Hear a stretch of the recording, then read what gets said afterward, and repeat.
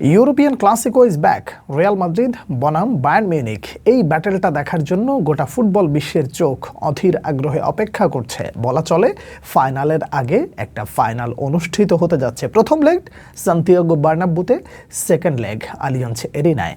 এই ব্যাটেলটাই আসলে ডিসাইড করে দিতে পারে অনেকটাই এবারের চ্যাম্পিয়ন্স লিগটা আসলে কোন দিকে বেশি ধাবিত হচ্ছে। কেন এই কথাটা বললাম বলুন তো? এই সিজনে এখন পর্যন্ত যে কটা দল টিকে আছে সেই কটা দলের মধ্যে আপনি যদি বেস্ট 3টা দলের নাম বলতে বলেন তাহলে সেখানে বায়ার্ন মিউনিখকে আপনি খুঁজে পাবেন। আবার যদি বেস্ট 2টা টিম আপনি খুঁজে বের করেন তাহলে বাস্তবতার নিরিখে দেখবেন সেখানেও একটা দল রয়েছে আপনার বায়ার্ন মিউনিখ। আর রিয়াল মাদ্রিদের কথা এটা আলাদা করে না বললেও চলে। মাদ্রিদিস্তারা এইটা খুব ভালো করে বিশ্বাস করে এবং রিয়াল মাদ্রিদের প্লেয়াররা এটা খুব ভালো করেই জানে যে দলটার নাম যখন রিয়াল মাদ্রিদ, টুর্নামেন্টের নাম যদি হয় চ্যাম্পিয়ন্স লিগ, তাহলে প্রতিপক্ষকে এটা দেখার চেয়ে বরং আমরা আমাদের নিজেদের কাজে ফোকাস করি, এই টুর্নামেন্টটা আমরা জেতার জন্যই খেলি। এই জায়গাটায় আপনি রিয়াল মাদ্রিদকে এগিয়ে রাখবেন, কিন্তু ব্যাটেল বা ফেস টু ফেস যখন চলে আসে দুইটা বেস্ট টিম, তখন আসলে অনেক কিছু খাতা কলমে হিসেব নিকেশ করতে হয় কিংবা পরিস্থিতি বিবেচনা করতে হয়। বায়ার্ন মিউনিখ এই মুহূর্তে বুন্দেসলিগায় কিভাবে খেলছে সেটা যারা দেখেননি তাদের দেখা উচিত, যারা খবরাখবর রাখেন না তাদের খবর রাখা উচিত। ভিনসেন্ট কম্পানির আন্ডারে বায়ার্ন মিউনিখ এখন পর্যন্ত প্রায় 300 গোলের উপরে করে ফেলেছে। কয়টা ম্যাচে জানেন? তাও সম্ভবত 100+ ম্যাচে, বা অঙ্কটা এক্স্যাক্টলি না বললেও 100+ হবে। এরকম ম্যাচে 300টা গোল করে ফেলেছে। তাছাড়া বর্তমানে ইউরোপে একটা ব্যালেন্স টিম যদি আপনি বলেন তাহলে সেই দলটার নাম হবে বায়ার্ন মিউনিখ, যারা কিনা ব্যালেন্স শুধুমাত্র মুখে না, কাগজে কলমে না, মাঠের পারফরমেন্সে দুর্দান্ত কিছু করে দেখাচ্ছে। আপনি তাদের অ্যাটাকিং লাইন নিয়েও যদি আপনি দেখেন বা তাদের অ্যাটাকিং লাইন আপ নিয়ে যদি আপনি কথা বলেন, কাকে ফেলবেন? লুইস দিয়াজ, আপনি তার স্পিড কেমন ছিল লিভারপুলে দেখেননি? নিশ্চয়ই দেখেছেন। আপনি হ্যারিকেনের কথা বলবেন, সেই হ্যারিকেন নিজেকে এখন কোন পর্যায়ে নিয়ে যাচ্ছেন আস্তে আস্তে, সেটা এখন আপনি ভালো করে আরও পরিষ্কার বুঝতে পারছেন। যে মানুষটার নামের পাশে একটা শিরোপা যুক্ত হতো না শুধুমাত্র দলীয় পারফরমেন্সের কারণে, সে এখন আপন আলোয় উদ্ভাসিত হচ্ছে, একেবারে নিজের ছন্দ ঠিকঠাক মতন পাঞ্চ করে যাচ্ছে। এবং রাইট সাইডে আপনি যদি অলিসের কথা বলেন, এই অলিসেকে এখন ইউরোপের একজন সেরা রাইট ফরওয়ার্ড হিসেবে যারা গোনে না তারা ফুটবল থেকে অনেকটা দূরে আছে। এই রকম অ্যাটাকিং লাইন আপের অ্যাগেনস্টে রিয়াল মাদ্রিদের পরীক্ষাটা আসলে অনেক বেশি। একদিকে লুইস দিয়াজ, তাকে সামাল দিতে হবে হচ্ছে আপনার ট্রেন্ট আলেকজান্ডার-আর্নল্ডকে, যাকে এই রিসেন্ট টাইমে বলা যায় যে খুব একটা স্পিডি বা খুব একটা স্পিড রিকভারি যে জায়গাটা তিনি ছেড়ে চলে যান, ওই জায়গাটা আবার নতুন করে এসে ওই জায়গাটা ভালো করে যে কাভার আপ করবেন সেই জায়গাটা অনেকটাই কমতি দেখা যাচ্ছে তার মধ্যে। আপনি অন্য পাশে যদি দেখেন আলভারো কারেরাস অথবা ফ্রান গার্সিয়া, এই দুইজনের বিপরীতে বা এই দুইজনের মাঝখানে আমি একজন মানুষকে এই ব্যাটেলে খুব করে চাচ্ছিলাম, সেটা হলো ফরলান মেন্ডি। ডিফেন্সিভ মেন্টালিটিতে যেই ব্যক্তির জুড়ি মেলা ভার Real Madrid. Attacking line up ঠিক আছে, কিন্তু ডিফেন্সিভ জায়গা থেকে এই জায়গাটায় প্রচণ্ড পরিমাণে তাদের স্ট্রাগল করতে হবে, এতে কোনো সন্দেহ নাই। আপনি মিডফিল্ডের দিকেও যদি তাকান, মায়োর্কার বিপক্ষে রিয়াল মাদ্রিদ যে স্ট্রাগলটা করেছে, সেই মিডফিল্ডের দৈন্যদশা, মিডফিল্ডের সমন্বয় নেই, বল ক্রিয়েটিভলি ছাড়ার কোনো নামগন্ধ নেই। ভিনিসিয়াস জুনিয়র তো প্রেস কনফারেন্সে বলেই ফেলেছেন যে জেতার যে একটা মেন্টালিটি থাকা দরকার। আমরা ইন্টারন্যাশনাল ব্রেক থেকে মাত্রই ফিরেছি, আমাদের যদি ফোকাস ঠিকঠাক না থাকে তাহলে জেতা যায় না। এক প্রকার দলের প্রতিটা সদস্যকে ধুয়ে দিয়েছেন যে দায়িত্ববোধের এই জায়গায় সিজনের এই পর্যায়ে এসে আপনি যদি ঠিকঠাক মতন ক্লিক করতে না পারেন তাহলে সেটা দলের জন্য আসলে সাফারার হয়ে যায় বা দল সেই জায়গাটা আসলে অনেকটা পিছিয়ে যায়। ভিনিসিয়াসের এই কথাটা পজিটিভলি যদি আপনি দেখেন তাহলে তিনি একটা বার্তা কৌশলে দিয়ে রাখলেন, তা হলো বায়ার্ন মিউনিখের বিপক্ষে আমাদের আরও ফোকাস দরকার, আরও হাই ইন্টেন্সিটিতে খেলা দরকার। যেই ম্যাচটা রিয়াল মাদ্রিদ খেলেছিল সিটির বিপক্ষে, সেই ম্যাচটার পুনরাবৃত্তি কি ঘটাতে পারবে রিয়াল মাদ্রিদ? এটা একটা বিগ কোশ্চেন।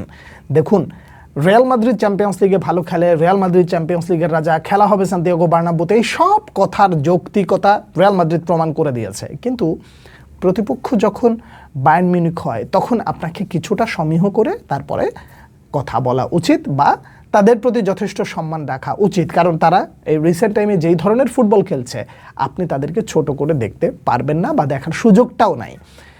আপনি হেড টু হেড কেমন করেছে তাদের দুই দলের হেড টু হেড, এই পরিসংখ্যানগুলো জাস্ট ভুলে যান। এগুলো আসলে এই মুহূর্তে অনেকটা ব্রেনে রাখারই দরকার নাই। আপনি ব্রেনে রাখতে পারেন রিসেন্ট টাইমের পারফরমেন্স, রিয়াল মাদ্রিদের আত্মবিশ্বাসের জায়গায় চ্যাম্পিয়ন্স লিগ, ঘরের মাঠে খেলা, এবং একই সাথে তারা বায়ার্ন মিউনিখ মানে ম্যানচেস্টার সিটির বিপক্ষে যেই ধরনের পারফরমেন্স করেছে, এই জায়গাগুলো যেমন আত্মবিশ্বাসের, একই সাথে বায়ার্ন মিউনিখের জন্য সেম আত্মবিশ্বাসের গল্পটা এরকম যে তারা মানে পুরো সিজন বা থ্রু আউট দ্য সিজন তারা বেস্ট ফুটবল খেলছে, দুর্দান্ত ফুটবল খেলছে। ভিনসেন্ট কোম্পানির আন্ডারে তারা একটা সংঘবদ্ধ দল হয়েছে যারা প্রতিপক্ষকে ছাড়ে না। তবে ফুটবলে একটা কথা কিন্তু নিশ্চয়ই আছে, আপনার দিনে আসলে প্রতিপক্ষকে এটা আর দেখার সময় হয় না। দিনটাকে রিয়াল মাদ্রিদের হবে বা রাতটাকে রিয়াল মাদ্রিদের হবে বা ম্যাচটাকে রিয়াল মাদ্রিদের হবে, এটা একটা বিগ কোশ্চেন। কেননা সেকেন্ড লেগ কিন্তু বায়ার্ন মিউনিখের ঘরের মাঠে, এই ম্যাচটায় আপনি যদি নিজেদের ফেভারে রাখতে না পারেন, পরের ম্যাচটা কতটা কষ্টসাধ্য হবে সেটা নিশ্চয়ই আপনি ভালো করে জানেন। আপনি দুই দলের গোলকিপারের দিকে তাকায় দেখলেও দেখবেন যে রিয়াল মাদ্রিদ অনেকটা পিছিয়ে আছে। হ্যাঁ, আমি মানছি যে এই আন্দ্রে লুনিনি কিন্তু বায়ার্ন মিউনিখকে ঠেকিয়ে দিয়েছিল, সেটা একটা বিগত সময় যেটা করেছে সেটা অস্বীকার করি না, কিন্তু ম্যানুয়েল নুয়ের যখন নামটা চলে আসে না, তখন আসলে থিবো কোর্তোয়া নামটা না থাকলে জায়গাটা সামঞ্জস্য থাকে না, বা একটা সাইড একটু বেশি ভারী হয়ে যায়, একটা সাইড একটু কম ভারী থাকে।